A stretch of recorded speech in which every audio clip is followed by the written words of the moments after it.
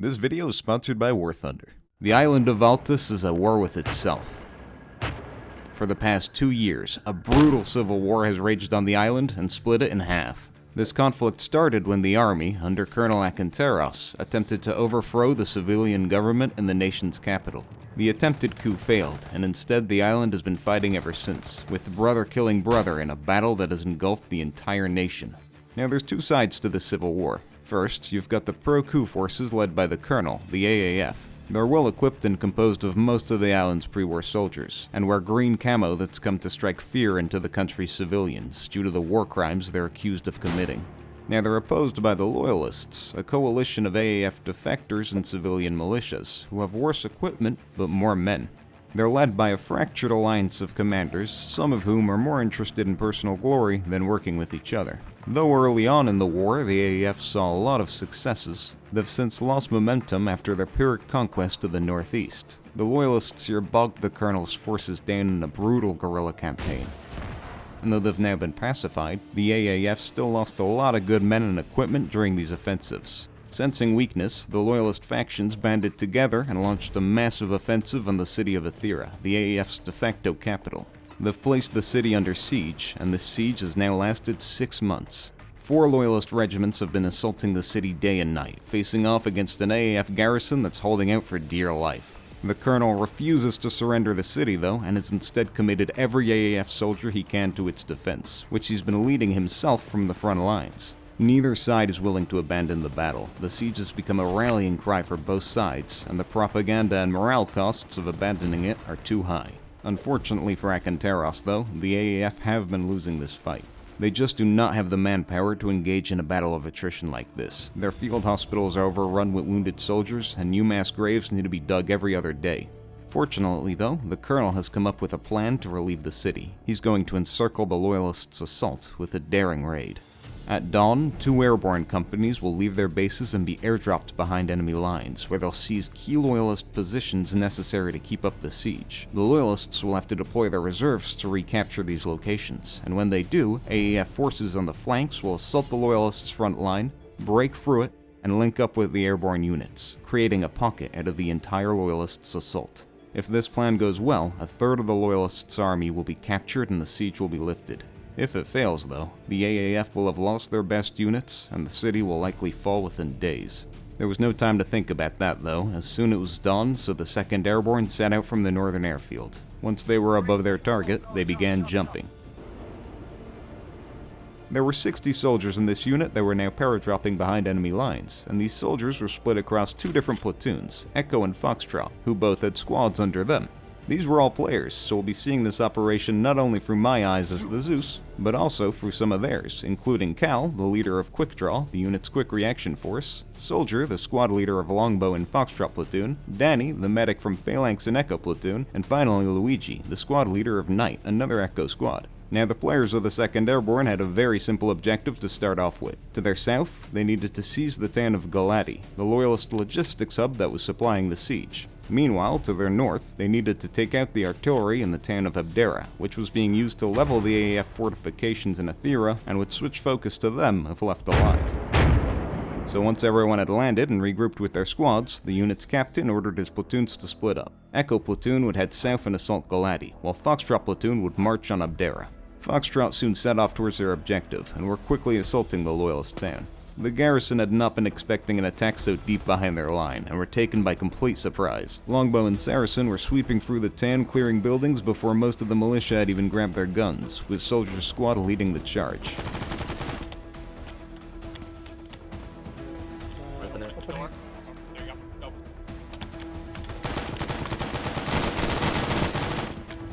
Fucking Loyalist. While Foxtrot's squads cleared the streets, the company's quick reaction force made sure no one escaped the town.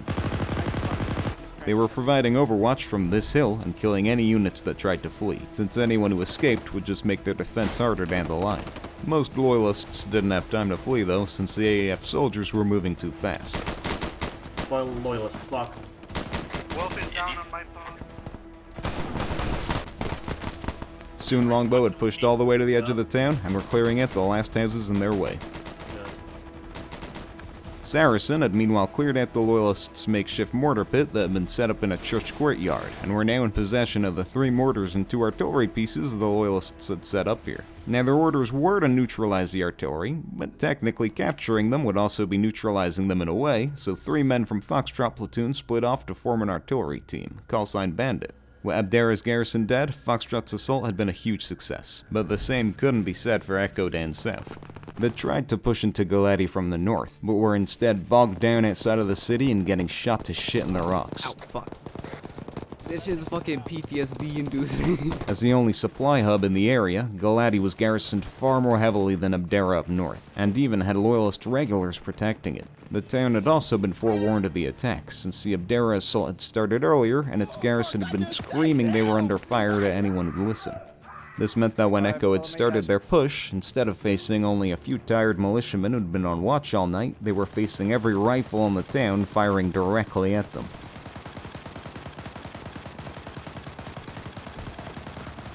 Some unlucky airborne soldier even got his leg broken while trying to run for cover. Compound fracture feels good after a workout, huh? Nice to air out the bones a little. The town's garrison lighting them up wasn't the only thing stopping them, though, as otherwise they'd just deploy smoke and push in. Instead, they were also under fire from the military base up the hill to their northwest, that according to their intel was supposed to be empty. It very much wasn't, though, and the militia up there were lobbing both lead and rockets straight at Echo platoon. At this rate, they were going to be wiped out, and Abdera was doomed. Luckily, though, Quick Draw soon came charging in to assault the military base from the north. Once Abdera had been cleared, the company captain had ordered them to double-time it to the base and clear it out to support Echo, which is exactly what they did. In front. Contact. But I feel funny. Frag in the building, west backup. Final stash to occur to Mike. What is the effect if possible? We're taking fire from the east up the hill, like we'll lose shots from somewhere unless it's coming from our east. It is. Right, let's push up. Be possible for that to be delivered to us, please? With the base now clear, Echo had some of their pressure relieved and could finally regroup and attack. The soldiers deployed yellow smoke for cover and used it to charge in. Follow me. George! The platoon soon split up into squads and began clearing out different sections of the town. Legion would take the east, Phalanx would take the west, and Knight would charge down the center, clearing the main road. Clear that church. Their first target was a fortified church that they quickly cleared out. Phalanx, meanwhile, descended on the supply hub area itself and sparred with the regulars inside.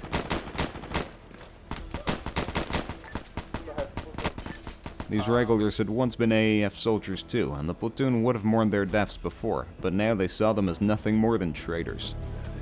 With the central supply hub taken, the rest of the town's garrison started crumbling. They didn't stand a chance.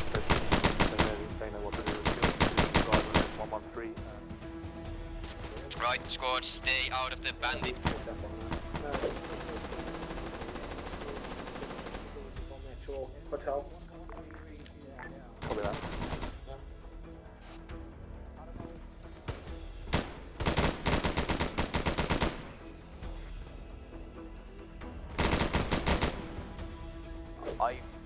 I found you a possible it is tracked, so we will have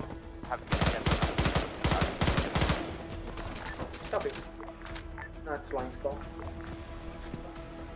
A Loyalist APC attempted a desperate gambit of charging the platoon to stop their advance, and it successfully caused some panic among the AAF troops. Shoot it! You're clear, shoot! But it was successfully dispatched by their AT.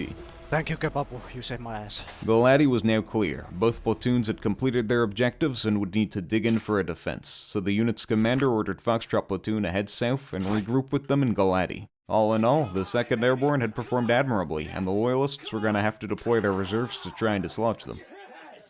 The company could really use some air support for the upcoming fight, but unfortunately the entire Air Force was playing War Thunder, the most comprehensive vehicle combat game ever made that's available for free on PC, PlayStation, Xbox, and mobile. In War Thunder, you can take control of over 2,500 vehicles, from early war machines to modern tanks, jets, and ships, all with incredibly detailed models and realistic sound design. The game also has a massive worldwide community of over 95 million gamers who are engaged in epic PvP battles every day, so if you're competitive and love history as much as I do, then this is the game for you. There's also no health bars. Every vehicle has individual components like the crew, fuel tanks, and armaments, so where you shoot actually matters, and with the X-ray system, you can see exactly how your shots destroy enemy vehicles in real time. So if you want to get in on this action, check my links in the description and pinned comment. New players and those returning after 6 months away can get a massive bonus pack on PC and consoles, including premium vehicles, the exclusive Eagle of Valor decorator, 100,000 Silver Lions, and 7 days of premium account. But this offer is only available for a limited time, so get it now. Now let's head back to Altis. The 2nd Airborne had done amazingly, but the 1st Airborne's assault hadn't gone anywhere near as well. While their sister unit landed up north, the 1st was supposed to land here, where they'd split their force up, with half of their men seizing the Loyalists' vehicle repair depot here, while the other half seized the town of Cirta here. They'd then hold Cirta while their brothers held Galati, fighting back to back until the pocket was formed. AAF jets had cleared a route for them, taking out static AA emplacements along their way to their landing site, so their insert should have been smooth sailing. Unfortunately, though, it seems the Loyalists had somehow gotten their hands on advanced Titan anti-air launchers. What the fuck? We're locked! Brace yourselves! Incoming! The 1st Airborne had lost half their men before they even got to fire their guns. An entire platoon died in the explosion. The other platoon had survived their crash, but was heavily wounded. Over a third of their men were too injured to move. If they failed their mission, though, the entire operation would be a failure, as the vehicles in the repair yard would be sent north to Galati where they'd crush the 2nd Airborne. The 1st Airborne's surviving lieutenant refused to give up, and instead he gave an Erwin Smith-styled speech to rally his men. They would die, but they would honor their comrades by doing everything they could to pull off their mission. What was left of the 1st Airborne threw themselves at the vehicle repair depot in a charge of dead men, shocking the garrison with their ferocity. Against all odds, and despite taking heavy casualties, they won the battle and soon took the depot. The few men who could still stand then quickly went around and rigged up explosives on any vehicles they could. When the Loyalists launched the counterattack to retake the yard, the soldiers were quickly overwhelmed. It didn't matter though, as when the militia breached the compound, the demo man did his duty.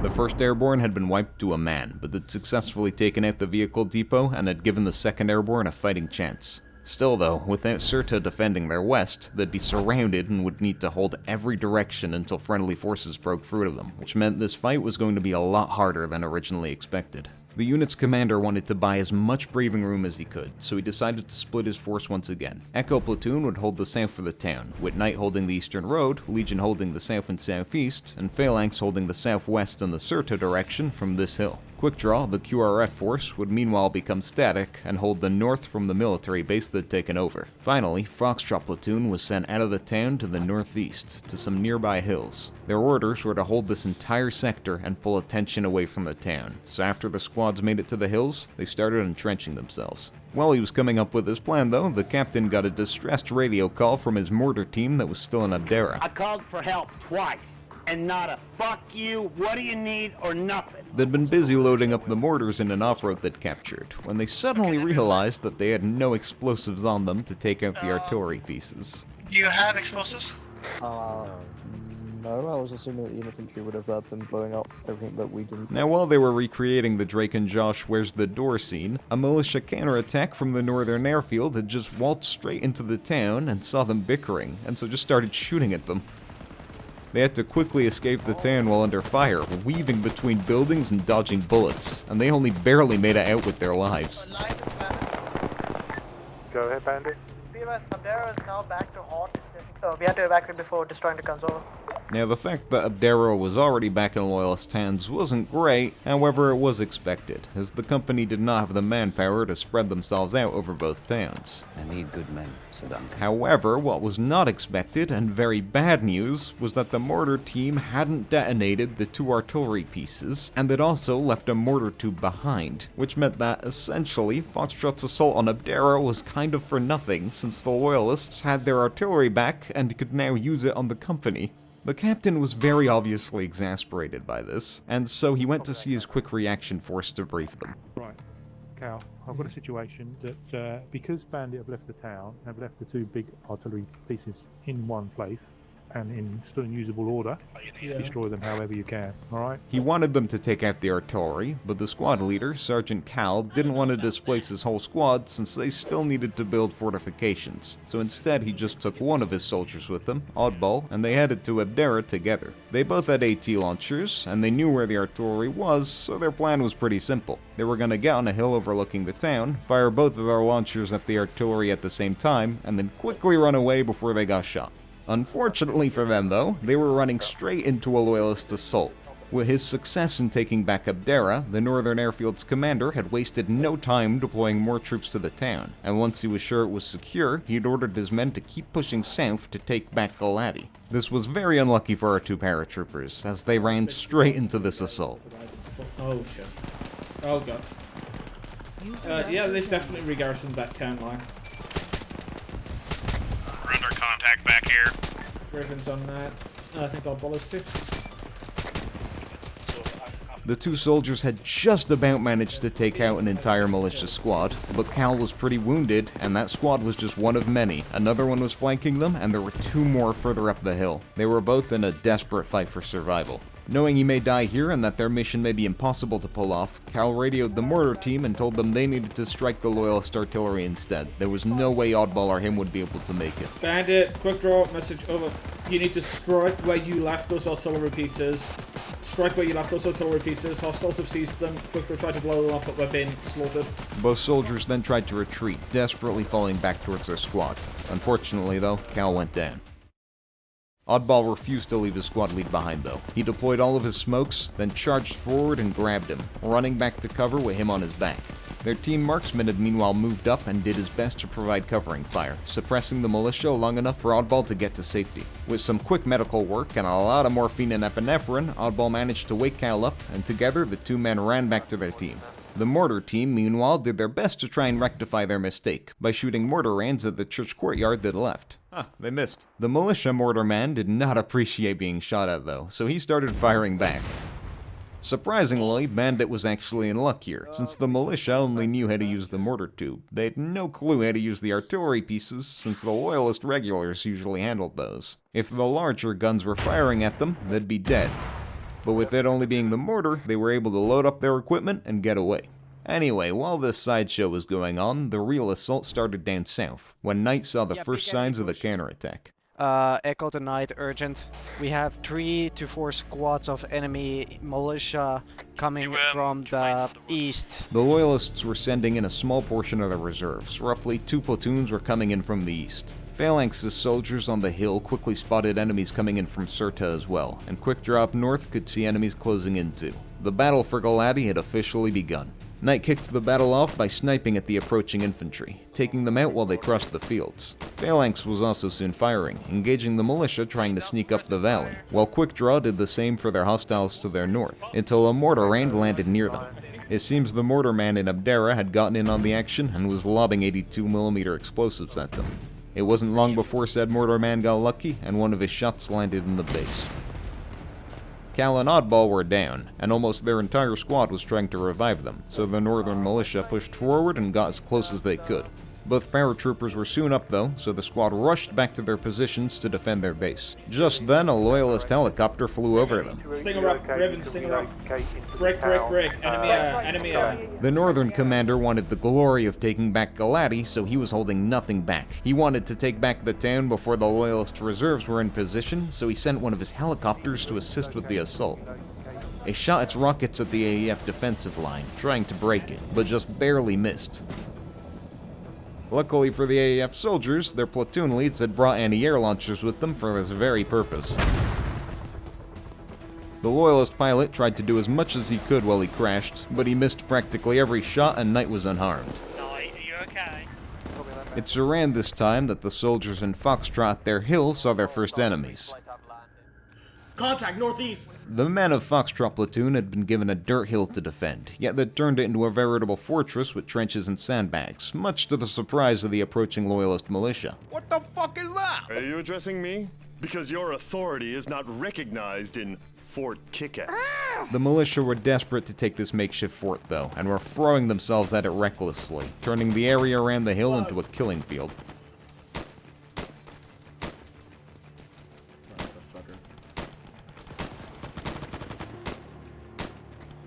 100 meters advancing down the hill directly north. Fucking A.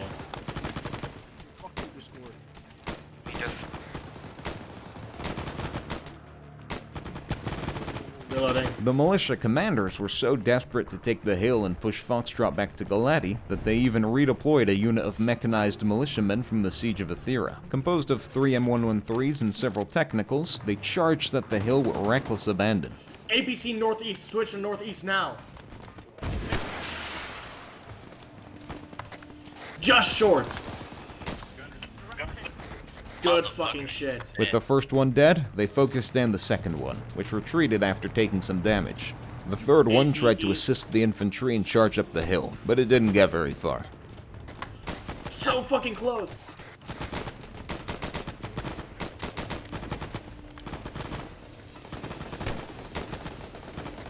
That's a hit. Yeah. Good fucking shit. The APCs were now dead, but the technicals weren't, and they set themselves up on the hills overlooking Foxtrot and fired into the fort. The soldiers here were in for a hell of a fight, but they would hold. All in all, the defense was going well for the company. They were being pressured, but had so far avoided being pushed, and were dealing out damage of their own. With the Loyalist reserves slowly depleting as more and more units were being sent to Galati, Colonel Akanteros decided it was time to strike. He ordered the 1st Mechanized and 2nd Rifles to assault the front line and link up with the Airborne unit, so both units started their assaults. The 1st Mechanized rapidly pushed back the Loyalists, trying to block them. These were mere militiamen who had no real way to stop a mechanized company from eviscerating them. With most of the militia dead, the Mechanized unit began pushing west, heading for Galati. Things didn't go so well down south for the 2nd Rifles, though. Their push had started well enough, as they quickly overwhelmed the militia's defenses. However, things quickly changed when the tree lines started firing AT at their vehicles. Oh shit. The officers then started running around barking orders and trying to get soldiers moving. However, snipers opened up next. Several officers were cut down in quick succession, robbing the unit of their experience. The men behind these sniper rifles must have been well trained. Most of the 2nd Rifles at this point were frozen, hiding behind their vehicles out of fear of being picked off. This meant that they had no way of seeing the Loyalist regulars bearing down on their position, who flanked the unit and took them by surprise. It's at this point that the 2nd Rifles broke in retreat, running for their lives. A lot more soldiers were cut down on this retreat, and only about half made it back to the front line. Now, this was not good for obvious reasons. Without the 2nd Rifles closing the gap, the encirclement wouldn't work. And even if the 1st Mechanized made it to Galati, there's no guarantee that would lift the Siege of Abdera. The Loyalists would probably just cut off Galati and start besieging it too. Akanteros refused to abandon the plan, though, despite his advisors pleading, as he refused to abandon the 2nd Airborne. He ordered the 1st Mechanized to keep pushing, and instead began formulating a new plan. The 2nd Airborne in Galati, meanwhile, were still fighting for their lives. While the infantry squads fought on the outskirts, the mortar team set up a new foxhole for themselves in the town. And this time, when they fired at the Abdera mortars, they didn't miss. Quickdraw was meanwhile still holding off the northern push single-handedly. The squad was taking wounds, but so far none of them had died. The northern commander sent several technicals to try and dislodge them, but the squad managed to successfully blow up some of the Vics and kill the gunners on others. Things could even have been said to be going well, until a ZU car rolled up on them. People down, probably Pull back. not hold position. Pull back, head down. Quick draw, this is live. Occupied. Now, ZUs are technically anti-air weapons, however they're very effective at killing infantry, which meant that the squad was completely outgunned here, especially since they'd used all their AT up. The way down the hill to the town was still safe though, so Cal ordered his men to stay in cover while he went down the hill to the supply hub to get more rockets. On his way back, though, he got interrupted by a Loyalist M113 streaking into the town. Copy that.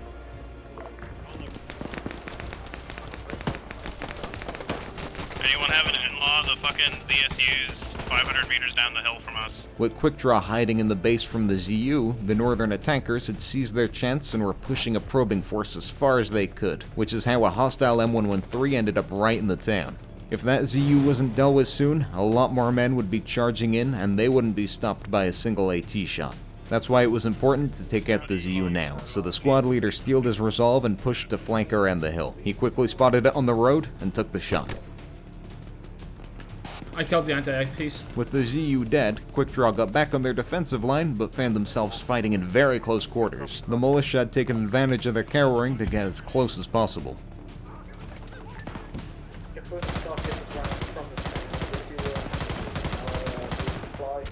Meanwhile, down at Phalanx's Hill, things weren't looking much better. They'd successfully managed to take out a motorized push from the west, but they were now facing a push of Loyalist regulars from the hills, who were using their AT to take out the vehicles that Phalanx had commandeered. Danny managed to pull his burning squad mate from the car, but he was so badly wounded, he may as well be dead. There was no time to mourn him though, as they still had a town to defend and infantry coming from the hills, so our soldiery got on the line. Meanwhile, at night on the eastern road, things could almost be considered peaceful. They called in strikes from the mortar team, and they engaged any militiamen that tried to get close. When they got reports of enemies approaching from their south, they set up some trenches facing that way and engaged them too. Things suddenly changed though when a car with friendly AAF soldiers drove straight to them. Whoa, that's left of fucking Foxtrot! Hi Longbow, what are you guys doing here?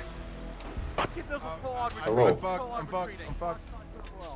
Oh shit! He wasn't lying. Things had not gone well for Foxtrot. After the Loyalists' first assault had failed, they'd pulled back their reserves, and instead of sending more militia, the Loyalist commander, Major Anastas, pulled his mechanized unit off of the siege and led an assault on Foxtrot's position himself. The Major was an ex-AAF officer from before the war, and was one of the most decorated Loyalist commanders. He'd sided with the civilian government on the first day of the war, and was sort of a celebrity among the Loyalist grunts, though he was less popular with other commanders. He led a fleet of Pander IFVs that were loyal to him, but they were also very much needed at the siege to keep pressure on the colonel's garrison. However, when the Major heard that the 1st Mechanized had breached the north and were pushing towards Galati, he realized what the colonel was trying to do, and in turn knew what he needed to do. Head east with his men and destroy the airborne units holding at Galati. Doing this would delay the siege, but a siege delayed was better than being encircled. Now, since Foxtrot platoon was the closest unit to him, he assaulted their position first, his Panders coming over the hill and lighting up the fortifications. The soldiers that weren't killed immediately started pulling to the backside of the hill, trying to avoid getting sniped by autocannons. Be advised, Longbow is moving to the southern end of our entrenchments. We are not holding that northern end anymore. Foxtrot's platoon leader gave the order to retreat. All units try to pull back. We need to retreat. But Soldier was going to end the Pander's reign of terror first. Wait one. Alright, fuckhead. Unfortunately, he missed. I hate my Chud life. With his Jaime Lannister-styled charge thwarted, the sergeant got the order to retreat back to Galati and told his team to fall back. Just get everyone mobile. Move it. Just move. The Foxtrot lead, meanwhile, called a mass gas over the radio to the other platoons, letting them know how dire things were for them. All units, Foxtrot, mass cast, multiple people down, probably not able to hold position. The captain had no reinforcements to send though, so they'd have to survive on their own. The surviving Foxtrot soldiers deployed smoke to cover themselves, but by this point the Loyalist squads and Panders had flanked them and were in their back line. Their retreat would be under heavy fire. Son of a bitch!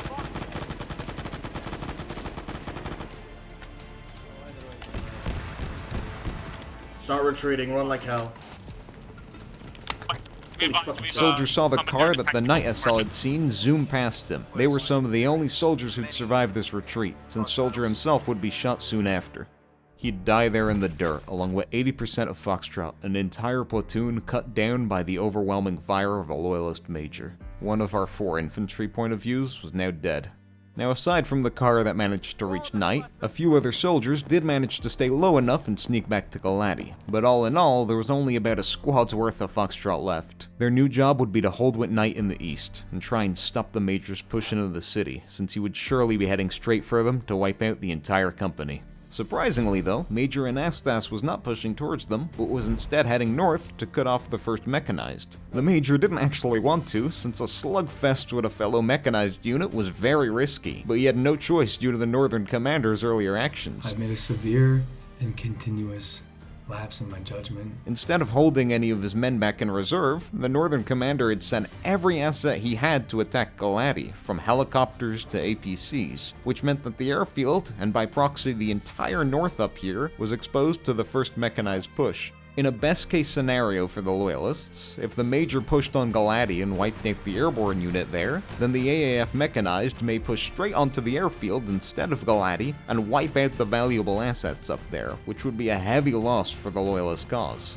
And in a worst-case scenario, if the Major pushed on Galati but got stalled outside of the city, then since the first Mechanized had no real challenge in their way, they may be quick enough to attack the Major's flank and even push him back. Both of those options were unacceptable, so Anastas pushed north with his unit. He'd cut the first Mechanized off here and send them crying back to their colonel, and then he would turn his attention to the 2nd Airborne. That didn't mean Knight was safe though, since militia reserves were being sent to assault them instead. Shit, technicals east, technicals east! Get the PKM ready. Hold for now.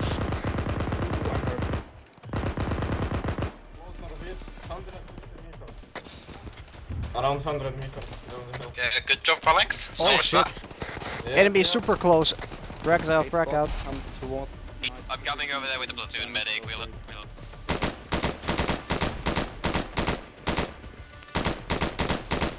Despite how close the enemies now were, Knight decided to push their luck and move back up the road. Behind you. Another tentacle covering it. Their gamble did not pay off. Another soldier was dead. Luigi tried to hold this forward position, but the fighting was getting too close. Militia were almost right on top of them, and an enemy technical even rushed through their line, though it was quickly cut down. The squad tried to clear out the enemies close to them as best they could, though they were taking too many casualties, so the squad lead gave the order to fall back. Fall back to Foxtrot's position, fall back if you can. Fall back. Fall back! They're right on top of us. Fucking run! Fall back! He'd unfortunately be shot on the retreat though. He desperately limped to the safety of the trench, trying to cover himself as he could. But right as he reached his men, a militiaman nailed him with a headshot. Another sergeant had given their life for Akanteros. Despite their leader's death though, the squad was still alive and they kept fighting with what remained of Foxtrot. They would not yield. Things were looking a lot rougher over with Phalanx meanwhile, as they had a tank pushing straight for them. Oh, that's a tank! That's a tank! This was one of the only surviving vehicles from the repair yard down south. It had been damaged, but not destroyed by the 1st Airborne sabotage, and the Loyalist mechanics had finally gotten it in a good enough condition to use on Galati. Its first act, meanwhile, was to shoot a shell straight into an APC that the Phalanx soldiers had stolen. Somehow, the two soldiers managed to dismount from the vehicle before it blew up, and one of them dragged the other all the way back up the hill, but he was in a rough condition. The tank was meanwhile firing into their trench. Phalanx's hill was becoming untenable. They had infantry moving along the hills shooting into their position, a tank shooting at them, and not enough medical supplies or firepower to fix the spiral they were in. The squad refused to fall back though, as the squad leader said they would hold their line. Despite everything, we're still holding the position. We will hold this line. Some of the soldiers seemed a bit less enthused with that prospect, considering what they were up against. So they have regulars for once. These are regular infantry, not militia. The tank had also moved position, as another squad member was quick to point out. Oh, the tank moved, by the way. He's looking right at us. Unfortunately, this was foreshadowing for our poor Danny, who got blasted.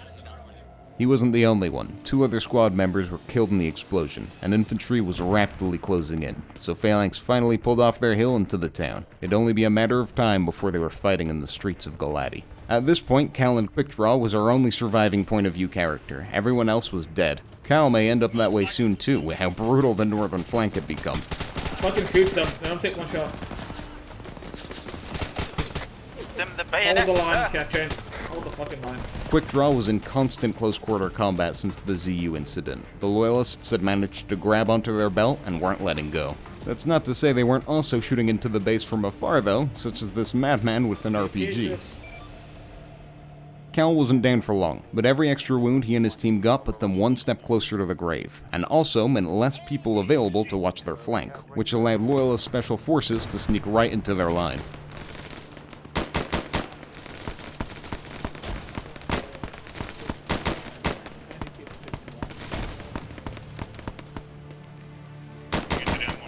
They're inside the what?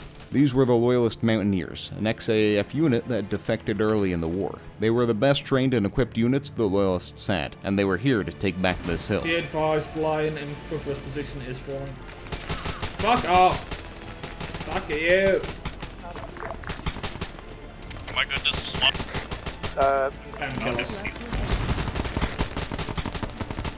That's my reckoning on it. Keep the rifles up. After the skirmish, the airborne captain ordered Quick Draw to pull off the hill and head back into the town. Quick Draw, this is Lion. Send it, Lion.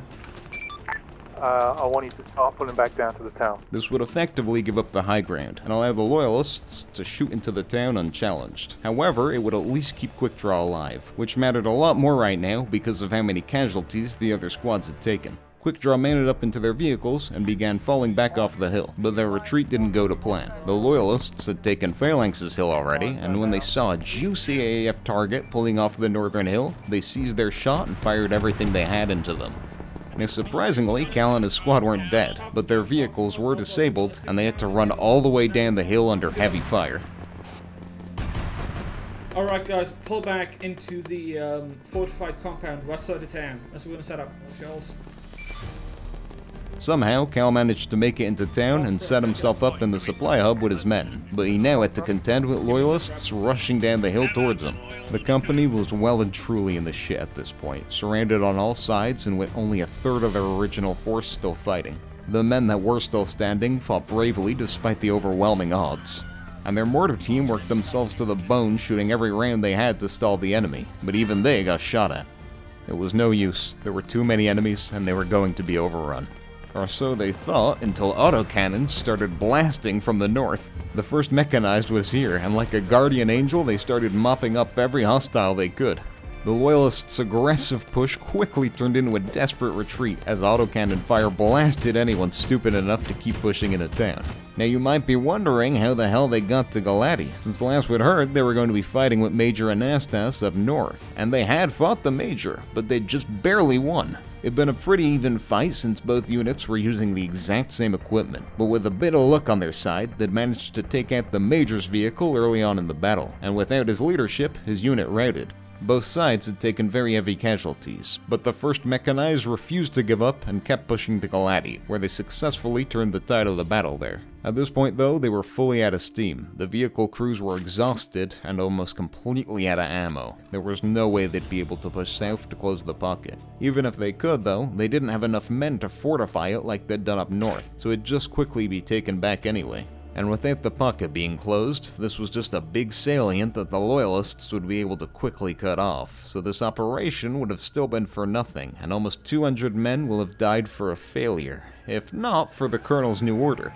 Every unit along the front line was to attack now, including the garrison of Abdera. These assaults were, in many ways, a terrible plan, since if the Loyalists just held their positions and fought, they'd lose a little bit of ground, but the AAF would lose a lot more lives and equipment pushing, and then once they were exhausted, the Loyalists could counterattack and probably take Abdera and the surrounding area in a matter of days. The assault even started off really badly in Abdera itself, as the exhausted AAF soldiers there rushed out of their fortified structures straight into Loyalist trenches that cut them down. But, as luck would have it, the Loyalist forces were in complete disarray over the events of the day. Communication and trust among the different units was far from ideal, with different portions of the army distrusting each other. It wasn't uncommon for one militia commander to hold back his force on an assault, for instance, so that another commander's unit took the brunt of the casualties.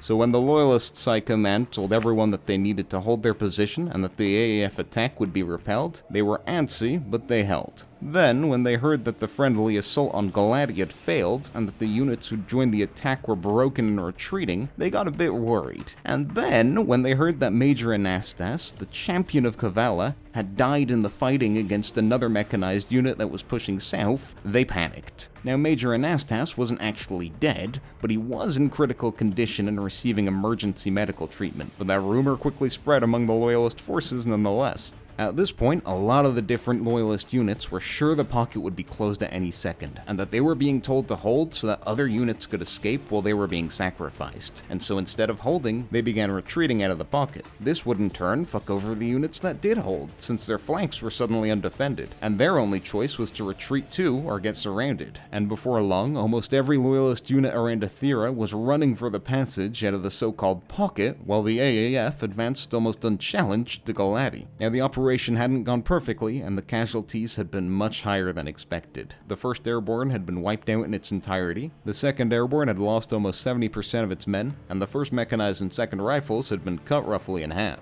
But their actions had successfully relieved the siege, and roughly 10% of the Loyalist army was killed or captured during the AAF's push. Essentially, any militia unit who followed their orders and held their ground got punished for it. With the siege over, the propaganda effects were almost immediate. The Loyalists were so sure they were going to win the siege, and by proxy the war, that when they lost, it sent shockwaves through their supporters. If they couldn't win the battle for a single city, one that they focused almost a third of their army at, how could they possibly win the war? While recruitment spiked among the AAF, who celebrated for an entire week in Abdera, the Loyalists instead had a spike of desertions, with many Loyalist regulars turning coat, fleeing their units, and joining back with the AAF, who welcomed them with open arms. The war wasn't over yet though. The Loyalists still held on to the nation's heartland with Kavala and its surroundings, so the colonel set his sights there next. He was going to bring war back to the city. But that's a story for another time. You should like and subscribe if you want to see it. And once again, thanks to War Thunder for sponsoring this video. If you want to play a fun game and support the channel while you're doing it, just use my links in the pinned comment or description, and if you're new or returning after 6 months away, you'll get a massive bonus pack on PC and consoles. It's only for a limited time though, so sign up now. Thanks for watching the video, and thank you all for getting me to 30,000 subscribers. If you want the videos to be as long as this one going forward, let me know in the comments. And if you want to join these ops, there's a link to my Discord in the description. As usual, a special thank you to my channel members who make this all possible, and see you all in the next one.